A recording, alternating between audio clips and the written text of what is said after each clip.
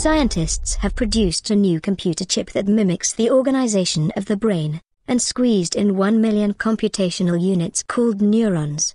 They describe it as a supercomputer the size of a postage stamp.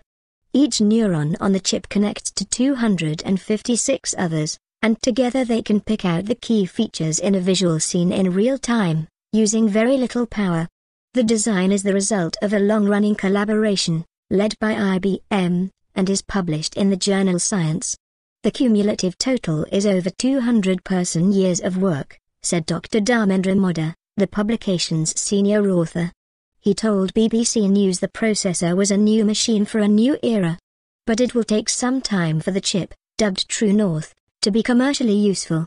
Next generation. This is partly because programs need to be written from scratch to run on this type of chip, instead of on the traditional style which was conceived in the 1940s and still powers nearly all modern computers.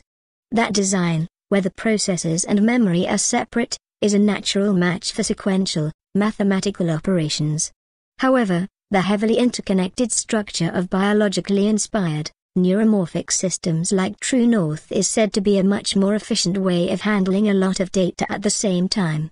Our chip integrates computation, communication and memory very closely, Dr. Modha said. Instead of binary ones and zeros, the units of computation here are spikes. When its inputs are active enough, one of True North's neurons generates a spike and sends it across the chip to other neurons, taking them closer to their own threshold.